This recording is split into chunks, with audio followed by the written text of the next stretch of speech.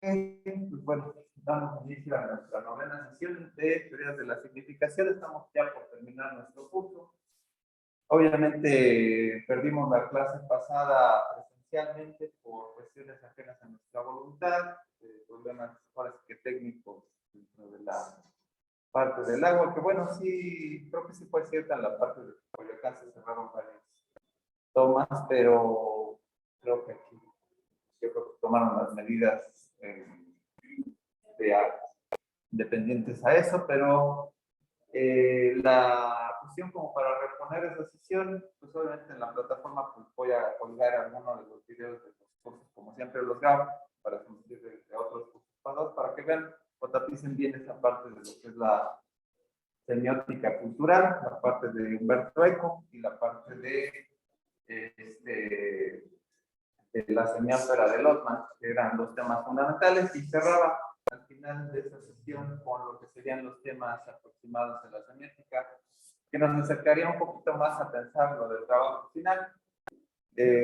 Por eso sí es importante que revisen si les interesa analizar una película, un videojuego, como objetos recurrentes dentro de la comunicación visual, en la cual estamos inmersos y muchas veces nosotros pues, nos llega a interesar esta dimensión como de estudiar los medios, la televisión, bueno, ya la televisión no tanto, pero sí a lo mejor todavía alguna película, algún fenómeno viral ¿no? en internet, pero también en la semética se arman otras cosas, se puede incluso armar como la parte como de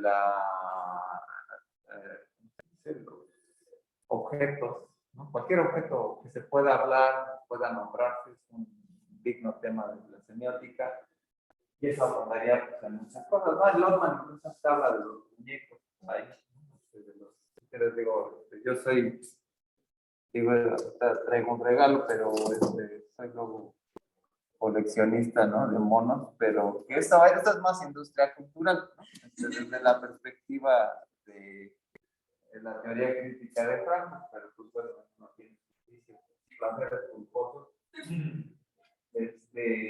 Ya no quiero más, pero ya no tengo ni espacio, pero bueno. Pero bueno, hay una parte que, digo, al menos no les pongo una veladora, ¿no? Así como si fueran santos, ¿no? Pero dentro de toda esa lógica, en la parte de la cultura, pues bueno, hay gente que adora, ¿no? Las figuras ¿no? religiosas, ¿no? Valverde, la Santa Muerte, San Juditas, ¿no? Pero son fenómenos que también obedecen a la plasticidad de la cultura. Sí, no, pues, al cierre de calles, no, los pobres, la basura. Los pobres de los que iban por Xochimilco, ¿no? Que iban a las calles, ¿no? Pero bueno, son cosas que obedecen precisamente a comprender la cultura. Y bueno, pero bueno, voy a pasar rápido a lo mejor las diapositivas porque hoy no ando muy teórico, a diferencia de otras sesiones. Quiero a lo mejor darle otra plástica a la sesión, la estoy pensando toda la semana, incluso como que hasta la presentación me va a sobrar, ¿no? Porque a lo mejor la presentación incluso ya está grabada en otras sesiones, en otros cursos, pero la idea es que si bien partimos como de muchas cosas, como de hablar de, primero la parte de las ideas teóricas de la hermenéutica, el sujeto, la modernidad, cosas que ya abordaron a lo mejor en la materia de pensamiento político moderno, ¿no? ¿Por qué pensar en el sujeto? Como hablar del colofón, de dónde vienen todas estas ideas, pero no quiero ahondar mucho en esto, ¿no? Pero sí a lo mejor ya dentro de un tema en específico sobre nuestras experiencias de vida, ¿no? Que es parte hacia donde vamos con la filosofía existencialista, o en primera instancia lo que le llamamos fenomenología, que son dos grandes autores, en el cual yo me voy a buscar primero en uno, que es que sería, bueno, un Husserl, el otro es Max Scheler, pero la parte fenomenológica colinda mucho dentro de tratar de romper con esa visión metafísica de la filosofía o de darle un papel más científico a las cosas que recordamos, ¿no? Todos nosotros vivimos, o nos dicen que muchas veces nosotros vivimos de los recuerdos, ya sea para bien, para mal, no sé. Pensemos cuando vemos una fotografía, ¿no? También Roland Barthes tiene un texto sobre la fotografía, haciendo esta colindancia entre hermenéutica y estructuralismo, pero por ejemplo la fotografía es un buen ejemplo. Cuando miramos a alguien, un ser querido que se nos ha ido, obviamente hay una cosa que no podemos describir en la fotografía, que no está, que tiene que ver un poco con una connotación muy subjetiva de las cosas. La mitad es como información natural, básica, no podemos describir, hay una persona, un objeto que podemos describir, pero no podemos describir las emociones personales que tenemos. Cuando, no sé si alguna vez ustedes han pasado en los tianguis de chachareros, ¿no? Que a mí me encanta eso, ¿no? Las cosas, los objetos, ¿no? Representan muchas cosas, ¿no?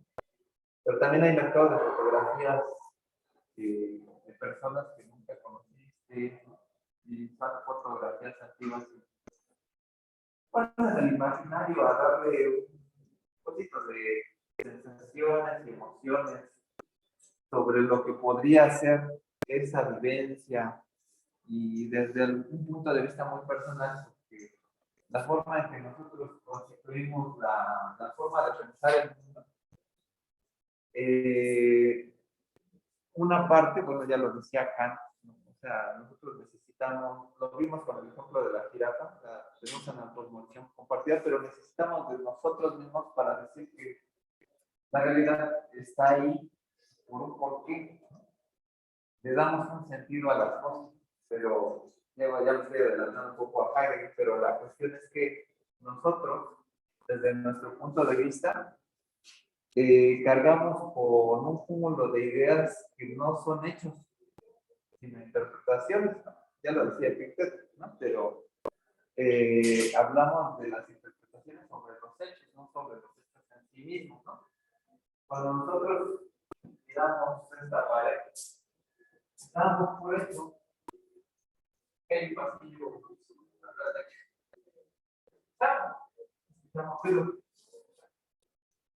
pero no lo vemos. Entonces, diría desde el punto cristiano, ¿no? Nosotros vemos una parte de la realidad, vemos un aspecto, pero no la vemos en la totalidad. O sea, vemos una cara. Pensamos en las pinturas de Picasso. Picasso intentó, de alguna manera muy visualmente, ¿no? Que quería verlo todos los planos, ¿no? O sea, lo que hace Picasso es como, así como llega el Leatherface, ¿no? Desolla un cuerpo y lo expande, ¿no? Tiene el plano de la piel humana. Y vemos todos los aspectos, la parte de la nuca, etcétera, no lo podemos hacer, pero lo podemos imaginar lo que no está. Así como cuando vemos una fotografía, recordamos cosas que están ahí en la fotografía. Tenemos un amigo que a lo mejor ya no vemos, ¿no? ¿Qué estará haciendo? O a lo mejor ese amigo ya falleció. Bueno, ¿qué estaría haciendo ahorita? Me duele esa parte porque hay una conexión con esa parte de la vida, ¿no? La muerte, pero más que nada, Husserl trata de ser totalmente, un dominio totalmente racional, o sea, decir, bueno, antes del idealismo trascendental trataba de determinar que nosotros nunca podemos alcanzar a las cosas en sí mismas, o sea, a la cosa que está fuera de nuestro alcance, sino que nosotros siempre para hacer fenómeno le metemos algo de nuestra cosa. Entonces eso es lo que le llama el número, no lo podemos alcanzar. Y lo que va a hacer para a lo mejor Husserl desde el otro punto de vista es, bueno, vamos a aterrizar por qué de todas estas cosas, toda esta carga de interpretación que le damos al mundo. Y entonces ahí es donde trata de competir con las ciencias que estaban en boga, hablamos de toda esta boga del positivismo, etcétera, pero desde esta rigurosidad de hablar de conciencia, que es una palabra muy recurrente cada vez más en la psicología, que la conciencia como tal, o sea, no existe como algo, como una maquinaria, sino que la conciencia siempre está aterrizada en un campo. O sea, sí, todo esto me suena, por ejemplo, cuando si nosotros estamos en una relación con alguna persona y que probablemente a lo mejor nosotros no lo vemos como algo tangible porque a lo mejor no es algo oficial, o sea, nos vamos por esos términos, ¿no? Que no sea algo oficial y que se tenga algún vínculo con esa persona, entonces nosotros creamos de alguna manera todo lo que podemos hacer en esa relación, ¿no? Es lo que nosotros imaginamos. ¿Y qué sucede cuando esas expectativas que no son cumplidas, que todo lo que nosotros nos hicimos en nuestra cabeza no llega a ser así luego, ¿no? O sea, lo pongo como un ejemplo, ¿no? Pero precisamente cuando ya estamos viendo que es algo muy diferente a lo que nosotros imaginamos, tratamos de encontrar los porqués y precisamente luego los psicólogos son los que nos empiezan a decir, bueno, a ver, o sea, vamos a detectar por qué entonces te pasaba esto, imaginabas esto, pero es algo que no fue nada real o no fue tan real a lo que vivías o lo que tú imaginaste. Nosotros, sí, ¿no? De idealizar a una persona precisamente es depositar, la persona está ahí, ¿no? Tantas cosas que le depositas a alguien que a lo mejor nunca llegas a conocer en su totalidad. De hecho, para que una relación siga perdurante es decir que nunca acabas de conocer a la otra persona. Cuando dices, ya no me interesa conocerla más porque creo que la conozco lo suficiente, ya como que ahí hay una pérdida de... Vuelves estático la relación, una facilidad. Y cuando obviamente hacemos esta alusión, precisamente, ya cuando vamos a alguna terapia, obviamente, hablando de esas relaciones, ¿no? De pérdida, etcétera, pues obviamente a veces es mucho mejor nuestra idea que el objeto mismo, ya mismo corresponde, ¿no? ¿Y qué nos hace más daño? ¿No? Sí, ahí o viene. Sea, porque luego imaginar tanto que no se apega a la realidad, eso es dañino para nosotros. Y que psicológicamente como que tratan de darles ese significado, pero nosotros somos los que de alguna manera hacemos todo, incluso los momentos, ¿no?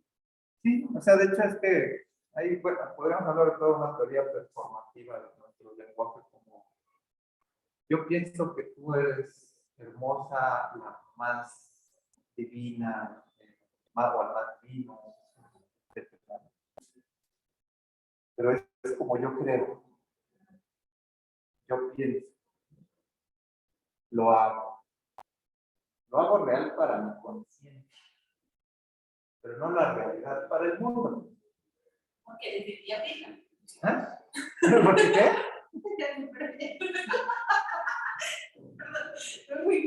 Se fue. Ok, sí. Pero incluso de hacerles en ese acto de venganza performativa, tú eres Juan, tú eres. Hay una. Está bien o mal, también es lo que yo creo. Ajá, es una perspectiva. Ajá, o sea, bueno, ahí me estoy yendo más a Austin, los actos performativos del lenguaje, porque para mí no estoy en la verbalización, lo estoy haciendo real. Que hay obviamente el texto que le dieron de Heidegger, ahí viene una compilación que habla desde Wittgenstein hasta otros autores, pero la cuestión de todo esto es que con nuestro lenguaje nosotros podemos tener una perspectiva sobre esa realidad inalcanzable de las cosas, ¿no? Pero también nuestra misma percepción nos puede engañar desde un punto de vista. Recupero un dibujito de Antoine de Saint-Exupéry, cuando dice, dibújame un borrego, creo que no recuerdo, un cordero. Dibújame un cordero. Pues no te sale, no quiero ese cordero. Hasta que dice, el cordero se queda, te imagina que tú quieres. Es perfecto. Es el cordero que yo quiero. Y pasa con nosotros, con las parejas, con la vida. Y resulta que en nuestra forma de percibir al mundo no solamente recordamos la cosa en sí, sino cómo la recordamos. La primera es que degustaste un helado, que besaste a una persona, tocaste el agua de la arena en la playa. Puede ser muy concreto el acto, pero el helado lo estabas compartiendo con papá y mamá. Por decir un ejemplo, ¿no? El beso pues, fue a lo mejor tu primer, era de tu amigo, tu amiga, ¿no? Una disco, fue algo circuito, algo que te imaginabas, alguien que al principio te caía mal, fue tu pareja, ¿no? Miles de cosas, ¿no? Y más que el hecho en sí, pues guarda. O cuando fuiste a la playa fue porque fue tu graduación, ¿no? De la primaria, la secundaria, cuando fue a la universidad, ¿no? ¿Qué razón? Entonces no solamente guardamos el momento, el fenómeno concreto de la playa, ¿no? Sino es la playa con alguien, con algo, y así lo vivimos, ¿no? Y lo tenemos tan presente como que no podemos separar una cosa de la otra. Entonces nos va a decir, pues, no existe una conciencia de las cosas, sino siempre hay una conciencia de algo. Estamos conectados con eso. Y en esta total dimensión, ¿no? De la realidad, los alemanes tienen tres nombres para hablar de la realidad, que es lo real como algo constitutivo para nosotros, del sujeto objeto, ¿no? Como lo que está afuera. Otra cosa es como lo real, que es la otra cosa es lo virgen, ¿no? Que es como la verdad sobre las cosas, como la palabra, como nombra las cosas. Para mí es, acabo, lo que te estoy diciendo es la realidad, no, estás diciendo una verdad, una necesidad sobre tú cómo la viviste, etc. Y hay otra cuestión que tiene que ver como con la conciencia, ¿no? Que es el fenómeno real, ¿no? Que es como real en la conciencia, ¿no? Por ejemplo, puedo decir, ¿no? Hoy en la mañana vestí a mi hijo, lo llevé a clase de pintura, etcétera, etcétera, ¿no? Y ustedes pueden imaginarse cómo es, se lo ocurran igual de un mini con delito, igual. Lo que les puedo decir, ¿no? En la visión de discurso, ¿no? Debo decir, no tengo hijos. Pero en el momento en que lo menciono, es real, en la conciencia, lo agrupas en los diversos preceptos que tienes y lo conjugas dentro de una forma de interpretar de cómo es, ¿no? Lo proyectas muchas intenciones, ¿no? Cuando te cuentan algo, ¿no? Es más, cuando alguien te cuenta, oye, fíjate que tuve una mala experiencia, me asentaron, pues tú no lo estás viviendo, no lo viviste, ¿no? Pero de algún modo hay como una apreciación sobre esta dimensión, ¿no? Entonces, de algún modo se aplica como esta particularidad. Un momentito, creo que sí tengo una problemita aquí. Está interesante, ¿no? Creo que desde una perspectiva filosófica, ¿no? Vamos viendo pues, diversas cuestiones sobre, bueno, no quiero andar tampoco sobre la vida de Husserl, ¿no? Pero una palabra muy importante para él es el fenómeno y una palabra que tiene que ver el Feinstein, la manifestación de las cosas. Cuando vemos o conocemos a alguien, pensando otra vez como en nuestra experiencia de vida, ¿no? Tenemos un nuevo profesor, tenemos un nuevo jefe de trabajo, tenemos un nuevo amigo, una nueva persona que conocemos, un nuevo compañero.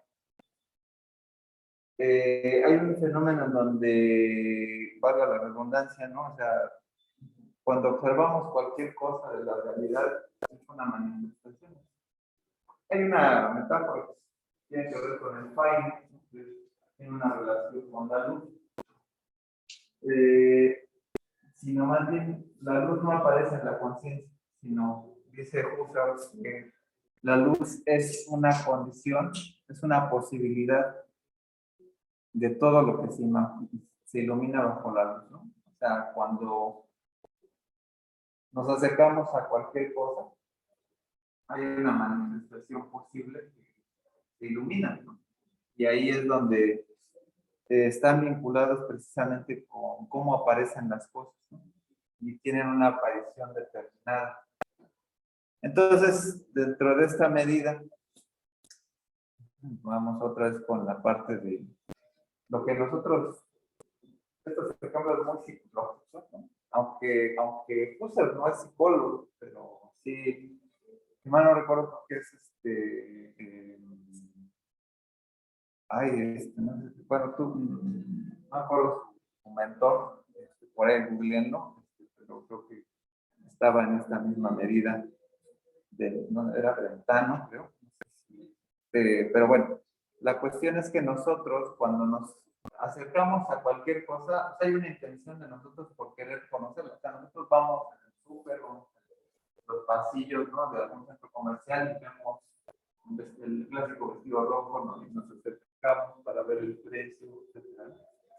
Hay una vivencia intencional, o sea, como que la experiencia del mundo se nos muestra ante todo como, así como hay una especie de voluntad sobre tratar de comunicarlo, también hay una voluntad sobre tratar de conocer las cosas. De hecho, cualquier ser vivo lo tiene. Entonces, hay una experiencia posible dentro de este mundo y se revela dentro de algo que está frente a nosotros, ¿no? Entonces, esto es muy importante. Los objetos, dicen, se encuentran fragmentados en la realidad. Y lo he dicho aquí desde una perspectiva filosófica, incluso cognitiva, y en una cuestión más que nada, pues más que nada desde una teoría estructuralista del lenguaje. Lo decía Saussure, no podemos tener dos palabras al mismo tiempo en la cabeza. Va una o va la otra. Cuando hablamos de símbolos, hablamos ya de otra complejidad, pero en las palabras, cuando determinamos, veo un pizarrón, veo una caja, veo un proyector, y no es que quiera ser el gran enemigo, el gran enemigo público binarista, ¿no?, que veo todo binario, ¿no?, sino que hay una especie de conjunto de elementos, ¿no?, donde yo le doy la atención a X cosas del conjunto sobre las demás. Uno, dos. Hago la relación en términos parciales, ¿no?, pero se vuelve una unidad. El tercero es una unidad al final. Vemos las cosas que me interesan. Veo la puerta, pero no puedo ver la otra parte que está en la puerta. Es un esfuerzo. Un esfuerzo en la pintura es la clásica pintura donde están así.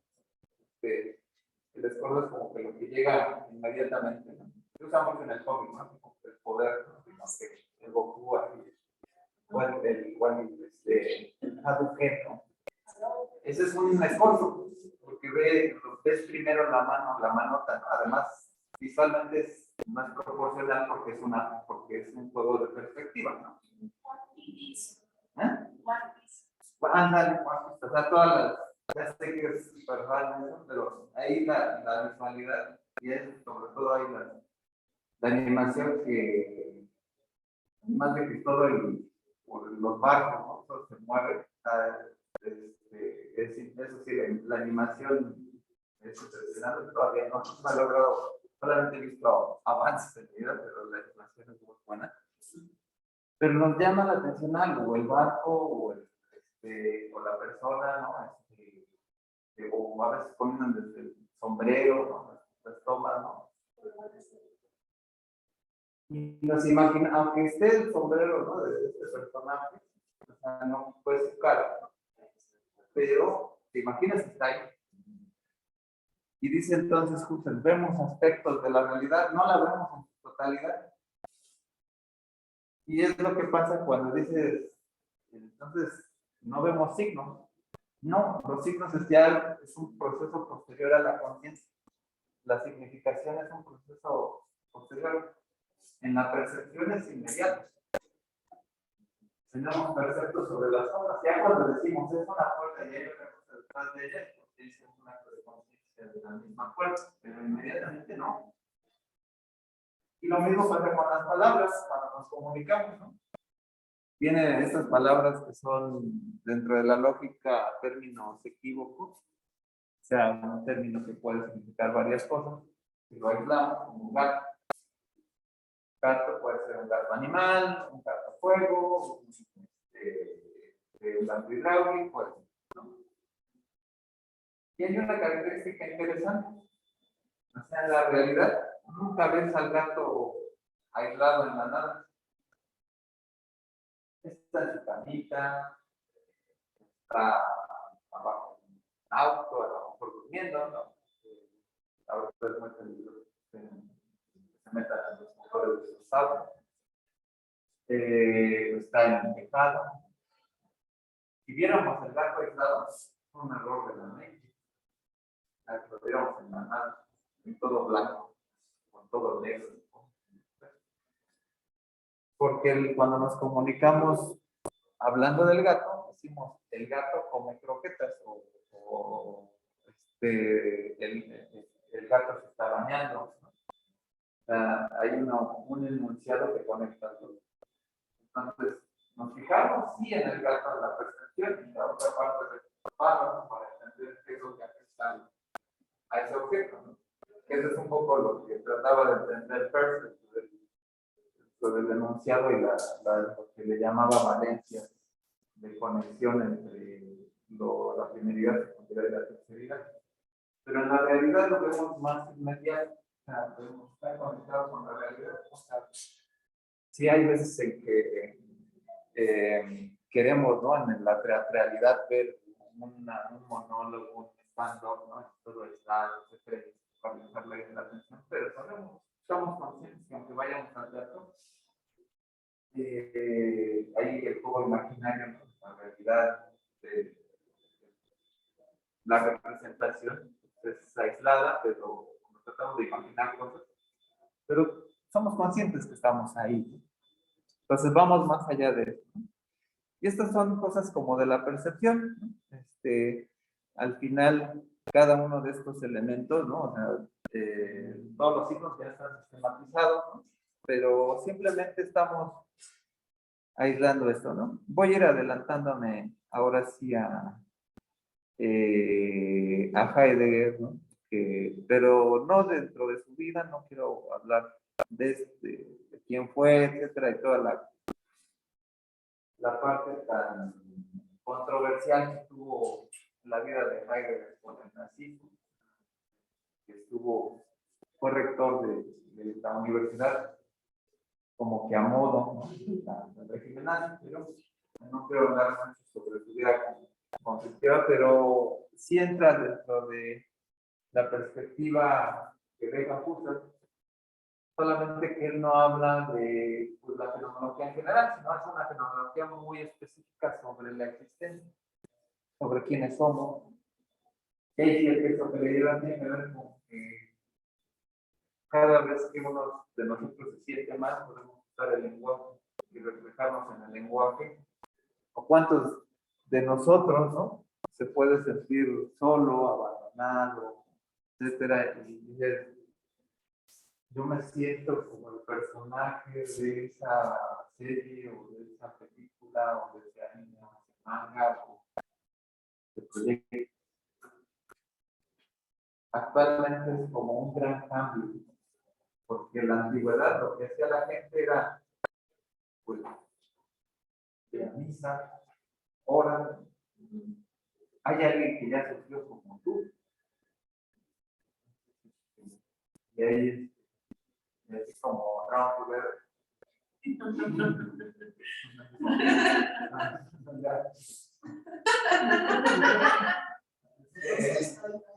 De los aspectos vivenciales de las personas y aspectos culturales.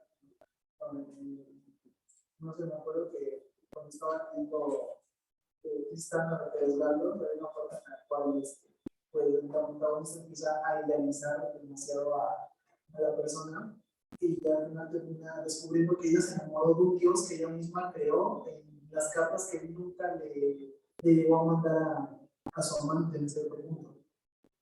Y es como, sí, que eso luego lo recupera ¿cómo se llama este director de cine en español? Luis Buñuel, ¿no?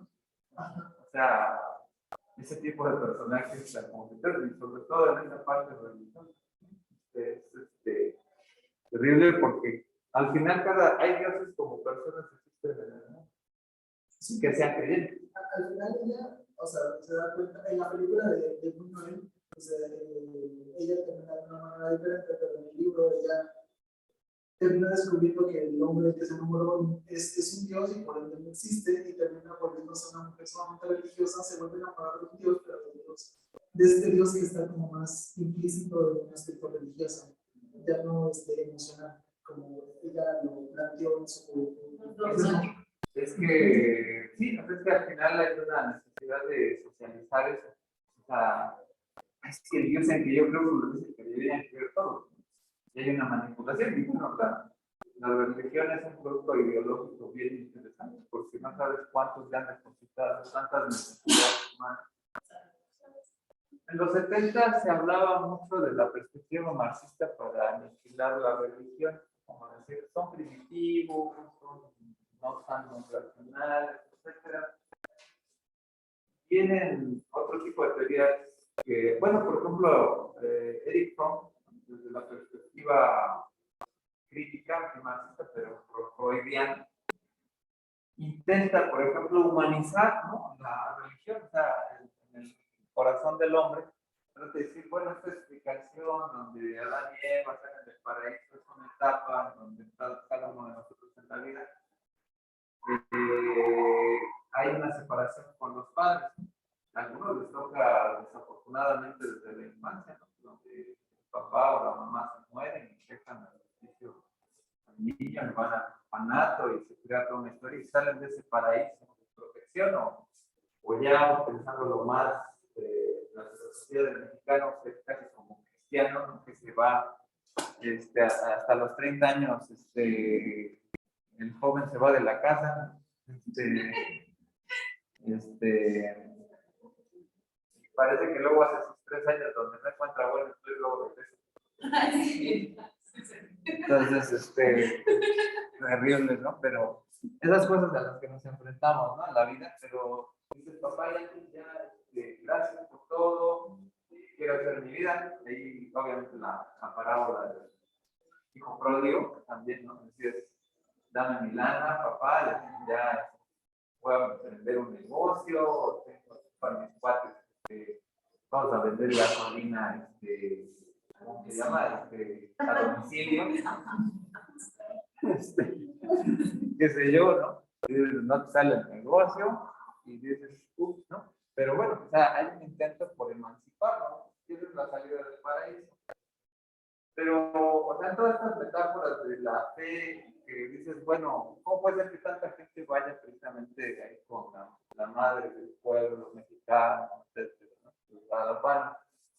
Porque es una necesidad, decía el Roger Barker, pues es que la figura de la madre es universal. Y Tania lo decía en el espejo enterrado Carlos Fuentes, ¿no? Hay una necesidad por tener esta asociación de dependencia, ¿no?, con papá y mamá, o el cariño, ¿no?, que queremos, ¿no? Y va a estar ahí presente. O sea, no sé precisamente estas metáforas, ¿no? No me gusta este horrible ensayo de La laberinto de la soledad, ¿no? Porque es literario, no es real, no es una realidad, es una apreciación muy subjetiva, hasta el mismo no me gusta, ¿no? Porque generalizar y decir todos llega a ser una falacia, ¿no? decir todos, nunca, etcétera, siempre van a ser falacias, no podemos generalizar, pero decir que toda esa metáfora de la chingada, etcétera, es muy subjetivo hasta cierto punto, pero sí podemos constituir que dentro del imaginario colectivo mucha gente nos agrupa en esa necesidad. Y esa condición, ¿no? Además de la fe y la religión, habla de la vida y la muerte. O sea, cuando muera se va a esperar, ¿no? Digo, como agnóstico que soy, puede ser o no puede ser, ¿no? Digo, les comentaba hace un ratito, ¿no? Falleció mi gatita. Y pues me cuesta trabajo entender, ¿no? Que a lo mejor nunca la manda voy a volver a ver. O sea, si, bueno, o sea, físicamente, porque pues, mis sueños me van a traicionar, o sea, mis deseos, ¿no? No voy a estar bien. Justo hay una película que apenas salió donde sale ese Jason Momoa, que era del sueño, o no sé qué, algo de los sueños. Estamos en la de Netflix, creo que también está como en top. Esa película está cool, pero en una lo que yo le caché más es una parte de la depresión que entra a través de la pérdida de un familiar, de algo muy importante para ti, y de qué momento los sueños los puedes llegar a confundir hacia con ello para volver a tener estabilización de algo que realmente perdiste, o sea, de un ser querido. Y la película está interesante, cuando me gustó. ¿Cómo se llama? Es de Jason Momoa. Bueno, ya por el actor ya podemos decir. El país de los sueños, pero la película, por ejemplo, yo la vi con mi hija la identificó como un, ay no manches, habla de imaginación y todo eso, ¿no?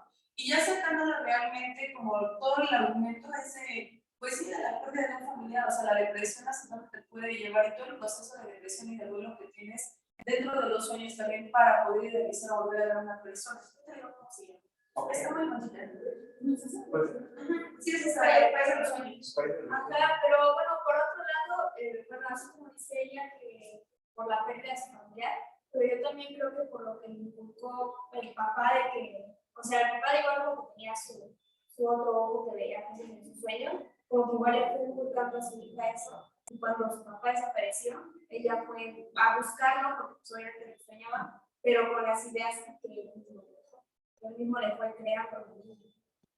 Y todo el proceso de duelo de la persona de la niña también está interesante porque también lo confronta con el de su hermano, el personaje principal. Entonces, junto ahí es cuando al menos los dos entienden que se tienen un proceso de duelo y a los dos están de verdad en depresión porque llega a cierto punto de que la niña tampoco ya no se quiere levantar ni siquiera de la cama. Y entonces, desde el final de la película, cuando por fin vuelve a reencontrar a su papá, es como un ya me liberé y ya pasé de ese proceso que tenía de duelo, o sea, ya estoy sanándolo. Entonces, en la película, la verdad, estaba para la gente, o sea, bueno, no yo con ese contexto, sí está interesante la película. Ok, pues ahí, miren, de verdad, toda esta parte de entender los sueños está bien con. Los sueños, bueno, siempre han sido interpretados, ¿no? O sea, es una buena metáfora en términos de una búsqueda de saber qué pasa con nuestro pasado, bueno, más que nuestro pasado, nuestro futuro a veces.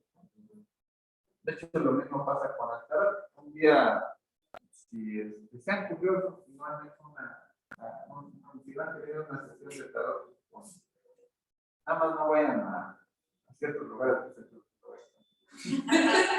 que no busquen a alguien que comience a leer las cartas. Aquí hay alguien que lea. Sí, también hay algunos de la facultad que se dedican a Está bien, o sea, digo, pero participan en esa experiencia como un fenómeno pues de cientificidad de experiencia, ¿no? O sea, de conocimiento, ¿no? Porque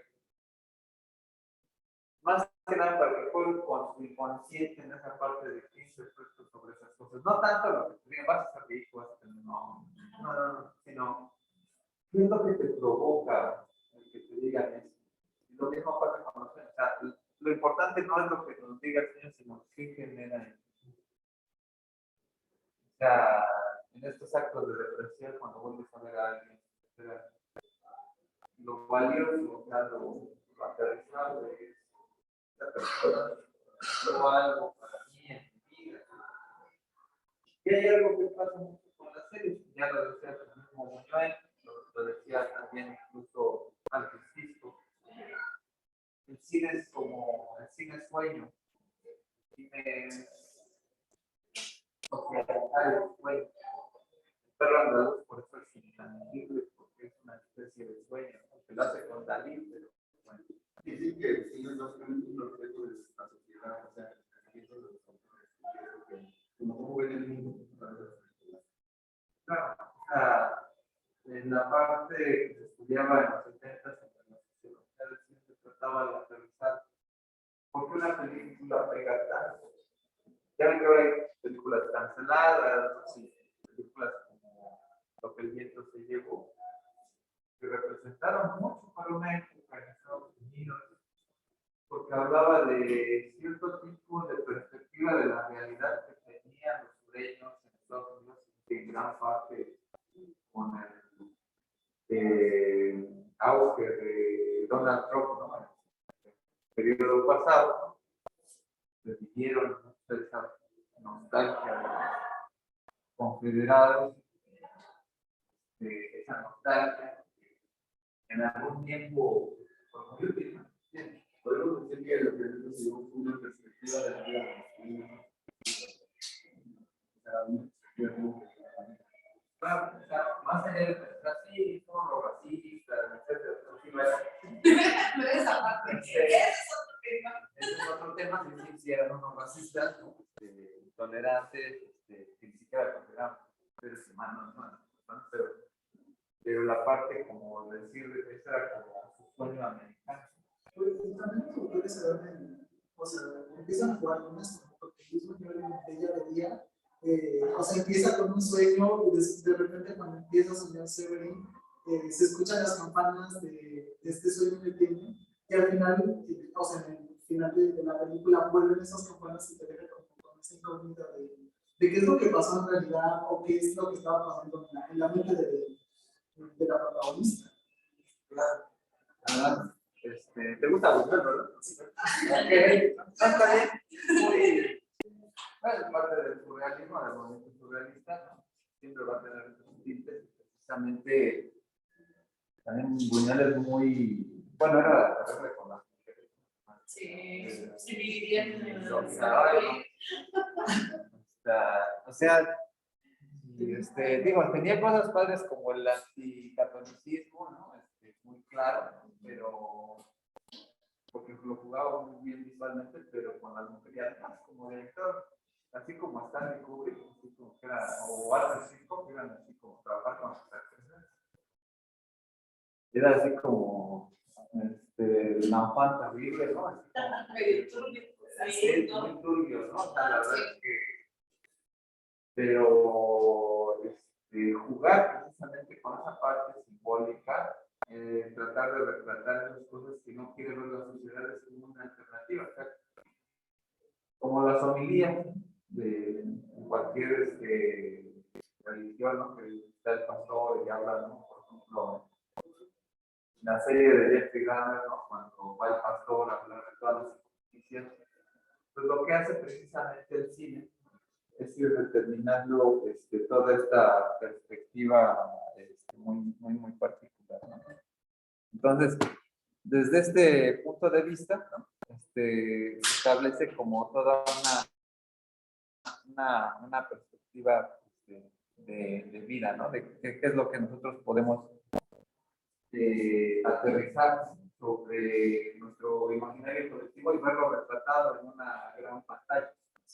Y ahí es donde nosotros, cada uno de nosotros, ya no va a la iglesia, pero sí puedes tenerle más confianza, verte retratado, ver retratado tu realidad, viendo el cine, viendo una serie, o en alguna cosa más romántica, tener una pintura, ¿no? En tu casa y decir, ay, yo estoy como el del grito de Edward Munch, ¿no? Y no sé, o una fotografía, eso me da paz. Por ejemplo, en algún momento, cuando hablaba de las figuras retóricas, ¿no? onda, por ejemplo, las películas de Rápidos y Furiosos no son así como bonitos, pero sí me gusta mucho esa escena de los dos autos como se separan, porque bueno, todos hemos tenido amigos, no sé, espero que no les haya pasado, no sé, o sea, yo sí he tenido algún amigo que ha fallecido, y esa metáfora de decir en el cine siempre vas a estar vivo, porque no mataron a persona, vivieron su vida, o sea, le dieron, en el cine siempre te voy a ver, el cine tiene esa magia del sueño, podemos ver a Marilyn Monroe. Aquí en México solamente vimos un mito, ¿sabes cuál? La época clásica del cine. Ya ves que Hollywood tenía a Rebelde sin Causa, Marilyn Monroe. Hay otras actrices que se volvieron mitos, pero aquí en México, no sé si históricamente. No, porque María Félix la vimos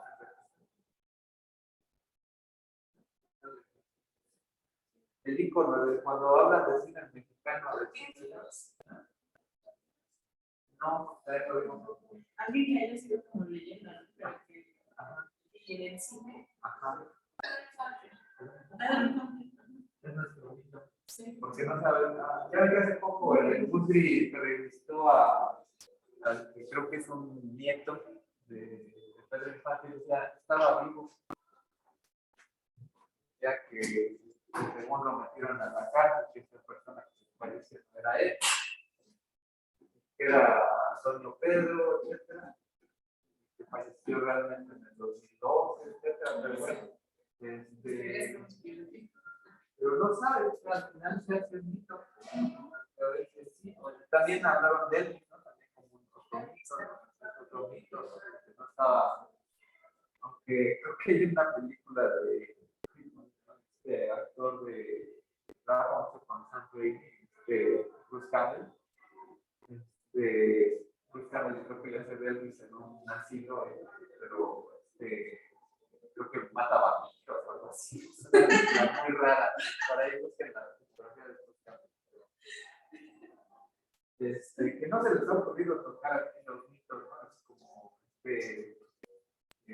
Pedro Infante y Jorge Negrete, cantadores de que bueno, saldría así, saldría algo así, ¿no? Saldría algo muy surrealista, ¿no?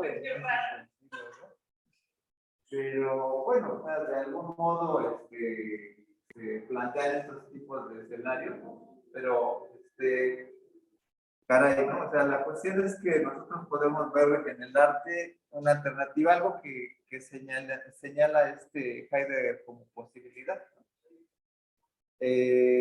¿Por qué? Porque lo más seguro en nuestra vida es o sea, hablamos de la conciencia. Si hablamos de la conciencia es porque somos conscientes de que hay algo llamado vida, estamos vivos. Y en algún momento cada uno de nosotros tiene en algún momento perfilado o decir, bueno, voy a morir. Sí, estaba pensando ahorita porque sí, bueno, o sea, Heidegger con el existencialismo dice que nosotros a final de cuentas involuntariamente estamos aquí, ¿no?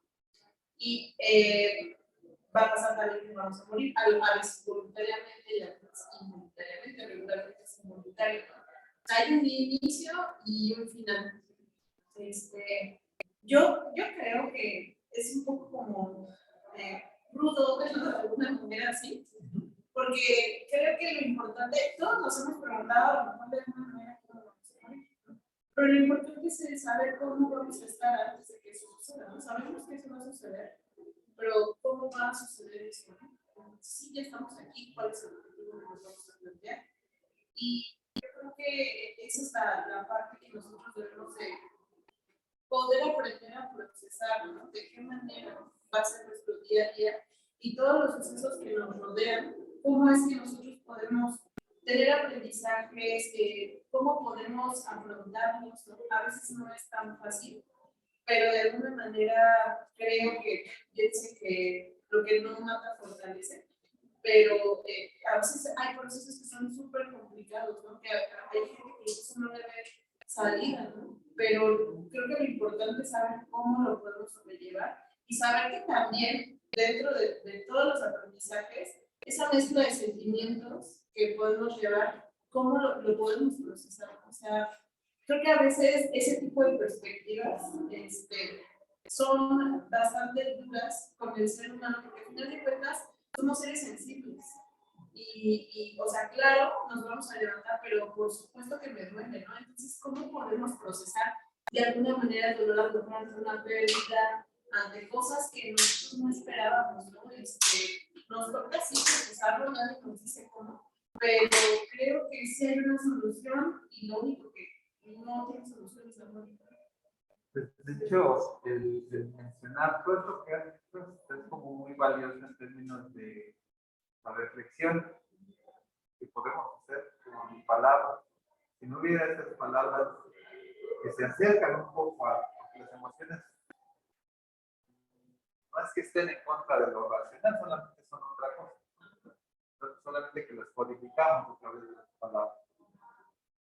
Y el hecho de que, por ejemplo, cómo le vamos a hacer con una fe, etcétera, pues a lo mejor es la búsqueda del sentido de nuestra existencia. O sea, nadie nos planteó que hubiéramos sentido en la vida. Al fin y al cabo, lo vemos muy complejamente, muy simplemente.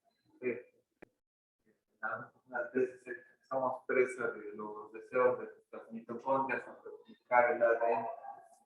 En algún momento generamos esta especie de complejidad cerebral, neuronal, para decir que existe una conciencia y decir que estamos aquí por alguna razón. Incluso hablar del Big Bang es una especie de necesidad de plantear un origen.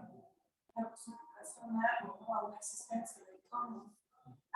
Creo yo, pues, sí comparto mucho en el punto de vista, sin embargo, si lo ponemos a lo más frío, es como eso, no sé, naces para morir, es como otro, lo que tú le ves encontrarlo en la pauta es lo que tú decidiste hacer.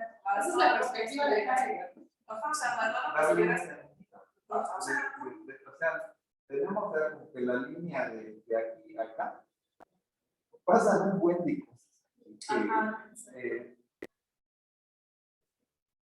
No sé, o sea, conoces a papá, mamá, hermanos, tomas un helado, conoces amigos en la escuela, etcétera.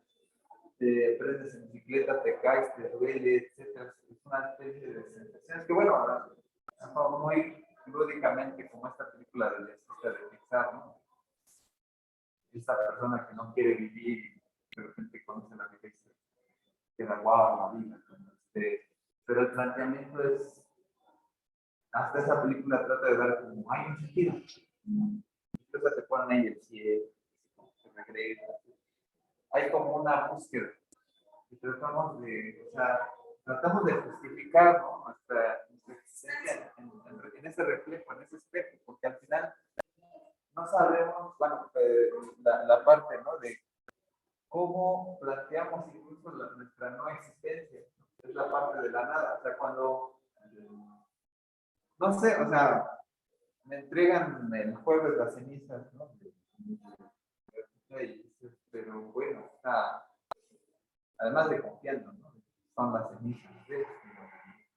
Al fin y al cabo son cenizas, ¿no? Son células, ya no es una circulación presente de alguien que se estaba moviendo, ¿no? Es materia, ¿no? O sea, nosotros mismos le damos el significado a esta clase de cosas. Por ejemplo, yo tengo un perro y luego cuando estoy jugando con él, pues una vez estaba jugando con él y hacer así a su boquita, y hizo un sonido raro y lo escuchó mi papá y pues mi papá. Ese significado que me estás dando, aunque realmente pues no.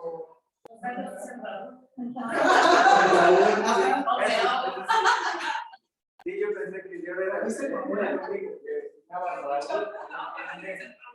Qué bueno que se populariza, ¿no? Porque sí, o sea, es la parte de lo masopénica, pero sí entiendes un por qué, ¿no? Entonces, de verdad, ¿no? Esa interpretación, porque además somos prosopéticos a nuestros animales, ¿no? Aunque no queramos, ¿no? Forman parte de nuestra familia, las mascotas, y caray, o sea, sí, o sea, dentro de la perspectiva muy biológica, pues sí, formas parte como de la horda, pero dentro de la perspectiva humana, los gatijos o los perrijos, sí, o sea, sí tienen ese depósito muy fuerte. Y que obviamente no estoy haciendo a un lado, ¿no? Las pérdidas humanas, cuando obviamente pues, es diferente, pero sí el dolor no puede generar una ausencia. Es comprensible, a lo mejor no es explicable, pero es comprensible en ese vaivén de decir, ahí está, y ahí ha vivido conmigo, y tiene ese sentido, ¿no? Muy particular. Eso era lo que pensaba, porque le digo que yo también ando en este proceso con mi gato, está enfermo. Entonces, la semana que no fui el lunes a la oficina, porque le dije a mi jefa que tenía un tema personal. Porque si yo le decía a ella no es tan apegada a los animales, pero si yo le decía que tenía que llevar a mi gata al veterinario para que me la checaran, que la veo mal, entonces ella hubiera dicho, no, pues tu gata, ¿no? Pero para mí es muy importante, ¿no? Para mí es parte de mí en este momento, de lo que me interesa, de lo que me mueve, de lo que me hace ser un mejor ser humano. Entonces, para mí es muy importante, ¿no? A lo mejor para otras personas. Sí, es que tiene ese sentido, ¿no? Al final porque explica nuestra existencia, pero bueno, como decía, había un comercial creo que en los 80, ya seguro no sé exactamente, está el niño y le dice, oye papá, ¿verdad que tú nunca te vas a morir? Qué perverso, ¿no? Además, ¿no? Para cuando usted no esté, seguro está, ¿no? Nosotros lo cuidaremos como usted cuidaba de él. Exacto. Sí, ¿no? Le vamos a quitar todo su dinero, pero aunque me acuerdo de una monja ahí a lo mejor no sé si ustedes recuerdan que bueno, en algún tiempo Broso era chistoso y el Digno era comediante junto con Ausencio Cruz. Ausencio Cruz era como Patiño, ¿no?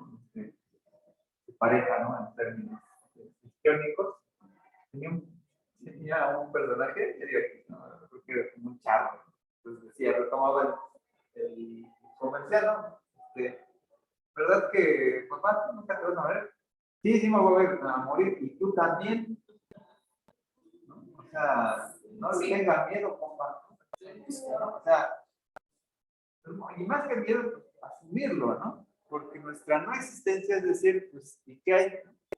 O sea, si pudiéramos nosotros acordarnos de qué existía antes de que nosotros naciéramos, sería fabuloso, ¿no?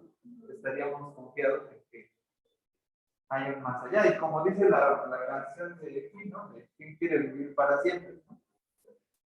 Imagínense lo perverso, ¿no? De pensar también como en el más allá y ver que los descendientes lo están pasando. Me acordé de la película de la muerte de Cintalia, ¿no? Ah, que nos se toman esa cosa donde van a ser eternas y el otro decide no tomarla porque quiere recordarse una buena, o sea, que lo recuerda como buena persona, pero él para que quiere vivir una eternidad y las otras de alguna manera se van deshaciendo, o sea, siguen vivas, están deshechas, ¿no? Entonces, ¿qué es mejor, no? Obviamente la muerte llega. ¿Cómo quiere ser recordado, no? A lo mejor, es otra perspectiva que también plantean ahí, pero yo creo que nadie quiere hablar del tema o de qué forma vemos la vida. Claro, como por ejemplo, de Green Mind de Sale Tom Hanks, ¿no? Que dice ¿cómo se llama? Pero el preso, ¿no? Que hay Mr. Big y a él milagros inesperados, ¿no? Y que vive, ¿no? Y dice, y he visto a todos mis amigos morir y yo no me muero. Eso es duro, siempre es duro el último de la generación que sale, o sea, ya me quedé para morir. Imagínate tienes el dolor de alguien que tenga que cerrar a sus hijos. Nunca vamos a estar preparados para ese momento. O sea, ahí eso es algo que bueno, ¿no? Y eso porque el otro día uno de mis tíos también dijo que ya todos sus conocidos, amigos de que se están muriendo. Entonces, es que ya ven fallecen. Y yo me empiezo a preguntar cómo me va a tocar. Entonces, a lo mejor uno puede decir mil cosas, pero el momento cuando llegue y la gente que rodea a esa persona, cómo vivan esa ausencia, pues es algo que va a ser un proceso, ¿no? O sea, sí es fuerte, pero es un proceso que se tiene que pasar. Bueno, pero al final nosotros, o sea, el problema son los que estamos vivos. O sea, el muerto como sea, pues, Ya, no Pero sé, sí haya o no más allá, sí. pues él ya no está aquí, ¿no? O sea, dices, ya cumplí, ya, ni siquiera, o sea, no sé qué, en términos biológicos, ni siquiera hay como una conciencia. O sea, dices, Exacto. La abuela decía mucho lo del muerto al hoyo y el vivo al gozo, ¿no? sí, sí. O sea, como, digo, ahí las parábolas cristianas te ayudan a comprender mucho de estas cosas, porque cuando se deja que los muertos se entierran a sus muertos, pero no nos dice claramente que deja que los vivos levanten a los vivos, que es más bien el mensaje, ¿no? O sea, que Estamos aquí, hay que seguir en el ciclo. pues sí, o sea, nosotros todavía estamos jugando el juego de calamar, ¿no? O sea, todavía nos quedamos varios, ¿no? En ese sentido, hay un proceso de angustia pensar en cuando el que se mete así como, ¿y qué voy a hacer, no? O sea, son juegos así como de mentales, de chavo, de niño, a veces, ¿qué va a pasar? ¿No? O sea, y sí, o sea, cuando toca la muerte del abuelo, del tío grande, ¿no? Cuando obviamente muere el abuelo, pues se sigue el papá o mamá, ¿no? Si es que no se han fallecido, porque también Regularmente, es ¿no? que Sí, no tienen una pérdida. Es que justamente tenemos este concepto de creer que la muerte va conforme a aspectos de edad, ¿no? Como, yo una vez estaba hablando justamente con mi mamá porque decía es que cuando yo o cuando mi mamá, pero por ejemplo, ella lo vio con algunos de mis primos, que mis primos que tienen mi edad, muchos murieron en accidentes o pasaron cosas, y es un golpe fuerte para una persona que realmente tiene este concepto de pues yo tengo hijos y por ende yo me voy a morir antes de mis hijos. Sí, eso no sucede. Ajá. O sea, no siempre es así. Ya pasó, bueno, muchos reyes, ¿no? Que eran como que los intocables, que se mueren luego. ¿Cuánto vivió la reina? Realmente, Sí. o sea, esa perspectiva, ¿no? De decir, y que bueno, en términos de la ansiedad, nosotros con la ciencia, en términos históricos, hemos querido controlar eso, ¿no? Creo que hay una animación de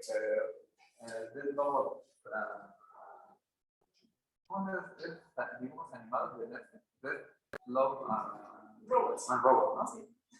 Hay una animación muy interesante en donde ya está prohibido tener niños porque ya todos son como eternos. Entonces, y dices, bueno, ahí es interesante la perspectiva, porque bueno, yo en mi forma personal no tiene nada que ver con la clase personal de interpretación especial. Bueno, o sea, si nos prometen la vida eterna, ¿qué vamos a hacer dentro de miles de millones de años? No me voy a morir. Sí. O sea, ya los conocía todos, yo creo. No sé, a lo mejor es muy pobre mi espiritualidad, como me han dicho en algún momento. No, o sea, Pero ¿qué hago yo? O sea, Entonces, ¿qué hace yo y luego? O sea, ¿qué hago? ¿Luego qué sigue? Ajá, y luego, ¿qué más? O sea, ya viví 200 años, y luego, ¿qué más? Y luego no. sí, no, pues es así como, Sí, sí, es un bonito estudio del sistema, ay, no, qué hueva, y por toda la vida, no, no, pero yo no podría, porque justo.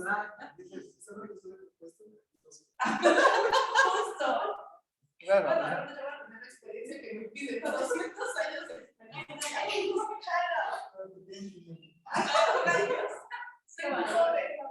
claro, no, es que al final todas estas emociones, ¿no? O sea, siempre el hablarlas, ¿no? Decirlas, ¿no? Desde una perspectiva. problema es que cuando estás en una situación de quiebre, ¿no? Emocional, pues, tampoco somos, por más racionales, van a atacar. Pero también yo creo que es porque también algunos todavía tenemos como tabú ese tipo de pláticas, ese tipo de comentarios. Por ejemplo, al menos yo tengo algo de depresión y de ansiedad, entonces mi mamá es como muy consciente de que hoy en día estoy, mañana puede que ya no. O sea, y lo mismo mi hija, ¿no? O sea, tiene 8 años y eso, oye, estás mañana que a lo mejor te disfruto el día de hoy. Es como de, está súper cool, ¿no? O sea, ¿y qué piensas hacer? Tú lo habrás decidido, yo solamente necesito seguir. Pues está súper chingón, pero ya se va rompiendo como también el tipo de tabús o de clichés de hablar referente a la muerte. Porque todavía hay muchos lugares en donde es como de me voy a morir. Ay, no, hija, ni Dios lo quiera, no, mira, no compare, ¿no? O sea, viene por la parte de la cultura que traemos o de cómo nos vamos desarrollando. Por las zonas, por los abuelos, por las familias, por cómo me desarrollé. O sea, es como, no sé, Claro. es como tabús. De la cultura a veces pues, nos va acercando, o sea, hay muchas cosas del tabú, porque así funcionan las cosas, ¿no? Hay un Dios que te juzga, etcétera, y nada, ¿no? Ahí se acabó como que la historia para nosotros, ¿no? Ya hay, así como que vas al purgatorio, no se juzga nada, bueno, además luego cuando dices, imagínate convivir en otro plano con tantos fanáticos. Ay, sí. Prefiero, no hay otro cielo, no sé, donde no me. Había un chiste muy bueno que decían, al día que muera espero que nos separe por géneros literarios. Ándale, pues sí. No, imagínense que te toque con los de ¿cómo se llama? De Coelho. Ay, no, gracias, no. Bueno, a lo mejor están en primeros lectores, ¿no? Pero no, las Cuauhtémoc demás Sánchez, ¿no? Sección de Sanborn, ¿no?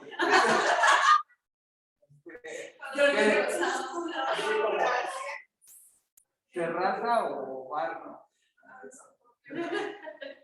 No, o sea, a veces, y bueno, también ahorita me acordé, no lo mencioné hace rato, ¿no? El mito, ¿no? De los que se mueren a los 27. Siempre estoy en el A rociar ahí. No, o sea, sí, o sea, al final es como nos representamos, ¿no? Digo, todo el rollo que pasó con la muerte de este hombre, ¿no? El racismo, que, bueno, no sé si ya hayan visto esta serie de Jeffrey Dahmer, ¿no? Que sí le están dando todo el tiro, como Netflix, ¿no? Sabe hacer, ¿no? Obviamente hacia dónde va, etcétera, ¿no? Que es justificable, ¿no? Porque es un punto, ¿no? La parte de política, etcétera, pero es interesante, ¿no? Que tiene que ver con toda esta. O sea, no se podría haber hecho esa serie, yo creo que si no hubiera habido este fenómeno de George Floyd, ¿no? O sea, yo creo que todas estas cuestiones de la lucha social y que sí, o sea, cuando alguien tiene una pérdida muy personal, ¿no? Del Estado, ¿no? O no sé, por ejemplo, esa parte de los 43, ¿no? Hay gente que vive en su espíritu de decir, bueno, perdí a mi hijo, pero busco justicia y se hacen líderes políticos, porque eso los mantiene. O sea, les da sentido. Esa ausencia le da sentido en buscarlo, ¿no? Y de algún modo, pues es una forma de representarlo, ¿no? Es decir, y mencionaba, por ejemplo, los que queremos ser recordados, ¿no? También es otra cosa como que hasta en la historia, pero por ejemplo, es interesante, ¿no? Porque no, por las condiciones que tiene este sistema solar, esta parte de la galaxia, pues al final vamos a ser absorbidos por el sol. Toda la cultura, todo lo que guardamos, o sea, yo soy muy fan de los bonos, ¿no? Figuras, al final se van a volver lava, ¿no? ¿Cómo se llama? De la supernova, del sol, etcétera. Toda la cultura que conocemos va a desaparecer. Es que ya no es súper interesante, más allá a nivel universo, a nivel cósmico, es como de, güey, no eres nada, o sea, neta, sí, no eres una cosa de nada, de verdad, como algo tan inmenso. Y todo lo que tú conoces es porque pues, es tu percepción, no lo que sea realmente, lo que es aquí no puede ser en cualquier otro lugar. Y solamente es tu conocimiento, pero, pues no, o sea, neta, no es nada, o sea, no, Sí, no, aunque es algo tan banal. aunque nos queremos llamar, somos el orégano. Casual, El pozole, ¿no? Justamente hay una película que habla de eso, que es la de todas partes al mismo tiempo. Sí. O sea, ahorita o sea, que ahorita también está de moda toda esta parte de los multiversos. Precisamente para pensar que, o sea, no solamente es este universo. Hay un otro yo. Sí, ajá, luego, Como papel que no, sino que creo que lo plasma de una forma más cómica y un poquito más digerible, ¿no? El 647, el grito de la prohibición, el grito cucaracha, el grito grital, el grito pepinillo, sí, bueno, hay Ricky Morty que, bueno, Ricky Morty no es tan científico, pero sí es más, tiene una búsqueda más filosófica. Bueno, científico, ¿no? Pero utiliza la cuestión de algunas cosas de origen científico, ¿no? De los multiversos, ¿no? De gato de Schrödinger, pero al final el gato de Schrödinger es más, lo absorbió más la filosofía que la física. Sí hay una fórmula explica ahí. no sé qué, no, pues, ay, no, la de Ghost, ¿cómo se llama la serie? Miss Ghost, la del muñequito morado con el sombrerito. Yo sé que si se compone es un muñequito morado que tiene un sombrerito y también está bien filosófico, para estar pachito, está bien chido. El mismo hay dos, pero. Ándale. No sé. Sí, de hecho, nada bien el primer capítulo, yo creo que estaba muy distraído, pero sí vi que tiene mucho trasfondo, ¿no? Pero, porque sí, precisamente habla como de la existencia, después como que lo existe, pero ya no la sé, ya no lo sé. Ese tipo de elementos son los que nos permiten determinar que ya la religión tuvo su chance y ahorita ya la búsqueda, o sea, lo que dice Heidegger es el arte tiene que tomar ese lugar, las representaciones, y luego hay todo un punto precisamente alrededor de todo esto, ¿no? Digo, hay muchos otros autores, no voy a ahondar mucho en Paul Ricoeur, también es todo un caso, pero también absorbe mucho de la parte psicoanalítica, además de Gabriel Tar, otros autores que tienen que ver toda esta emanencia de, obviamente, lo que pega también en el siglo XX es la Segunda Guerra Mundial. Y ya vieron teorías de la comunicación, toda la escuela de Frankfurt plantear, caray, existe Dios a pesar de todo esto, pasofia llamada guerra, ¿no? Entonces ya escucharon por ahí que si alguien detona por ahí una bomba nuclear, vamos a responder de la manera tradicional. Significa que la guerra es funcional para la economía. Es muy perverso. Vean la película de Mano de War de Nicolas Cage, que es una de las mejores películas en las que ha actuado, porque el guión es terrible, ¿no? Es todo el mercado de armas, toda esa necesidad de matar gente como que unos sean más ricos y mantengan Pero las armas y las drogas estamos. sí, o sea, de hecho quiere romper precisamente con este vicio, si eres vicioso, pues no compres, o sea, porque le cuesta la vida, Afortunadamente creo que ya la legislación al menos ya permite que si eres vicioso tenga su plantita. Pero, o sea, eso es lo que atrae, ¿no? Pero al final, bueno, Paul Ricoeur es muy rico en toda esta parte, pero la narrativa escrita, en todo caso no me da desarrollarlo, sobre todo por ahorita todo lo que estamos hablando y toda esta parte tan profunda, pero es un personaje que va a retomar muchos elementos, sobre todo en la parte postestructural, pero que va también a infundir como el sentido de cómo escribimos las cosas en el tiempo. Él le va a interesar mucho también esa parte del sentido de las cosas, cómo se escriben, cómo los organizamos. Y que en realidad este tema, o sea, es que aborda en general la misma problemática de cómo nos interpretamos, ¿no? Aunque partí de Foucault, ¿no? Y llegando a ya nada más como colofón, realmente es un punto nodal después de lo que vamos a ver la sesión de cierre con Burger o Víctor Tornas, que es la parte de la antropología simbólica, es decir, que la hermenéutica ha tenido un camino ahorita muy dominante en la parte de interpretar las cosas, pero más que nada buscar también humanistas sobre todas las ciencias sociales, ¿no? Y por eso también creo que se ha abusado mucho de ello, porque se han ignorado muchos de los hechos científicos y cuestionan los hechos científicos en el punto de vista del observador, que sí hay teorías físicas que lo determinan, ¿no? Si el observador no está, hay una serie de elementos que cambian, ¿no? Pero bueno, ahí son, por ahí está interesante, pero los dan así como, bueno, tú eres positivista, ¿no? No voy a hacer caso, ¿no?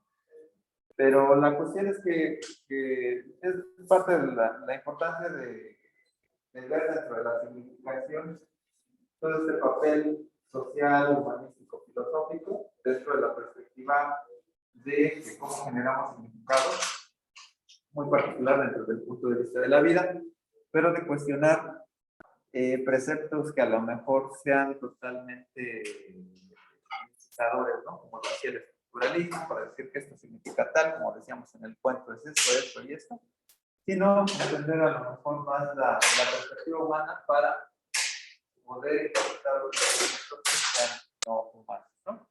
Entonces, pues bueno, les agradezco mucho esta discusión. Les digo, el tema se presta mucho para romper un poco con esta dinámica. Bueno, sí, o sea, iba pasando las diapositivas, ¿no? Pero pues, más que nada un complemento, ¿no? Para que no tuviéramos esta especie de refrito, ¿no? Sino pues más vivo en el design, aquí y a la hora, dentro de nuestro punto de vista, ¿no? Y que sería un proceso más ontológico de hacer nuestra reflexión de vida, de significación, porque pues, es lo que presta toda esta línea, ¿no? Vamos a cerrar ya la siguiente sesión del curso, el 17 de diciembre. Obviamente, ha sido hablar de que todos los que están aquí son nuestros sobrevivientes, ¿no? Del curso, ¿no? Obviamente no les puedo tomar la imagen, ¿no? Aquí por toda esta cuestión legal, pero escucharlo sí se queda en la grabación, que es lo que vale la discusión de las ideas, porque al final de este camino, pues es integrar un poco más, ¿no? Sobre la perspectiva de comunicación, que es lo que están buscando en algún momento, tener una perspectiva para que sean profesionales de este aspecto, que más que una ciencia, yo creo que estoy llegando a la conclusión que es más una especie de ingeniería, que es aplicar conocimientos de diversas ciencias para resolver casos, ¿no?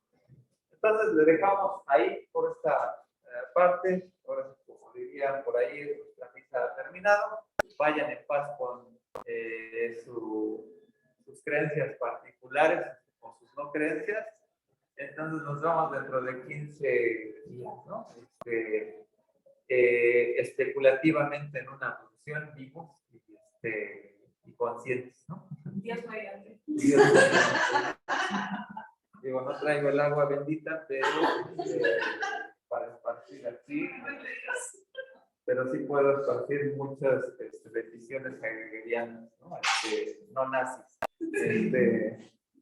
Ok, nos vemos entonces dentro de 15 días. ¿Vale? Gracias.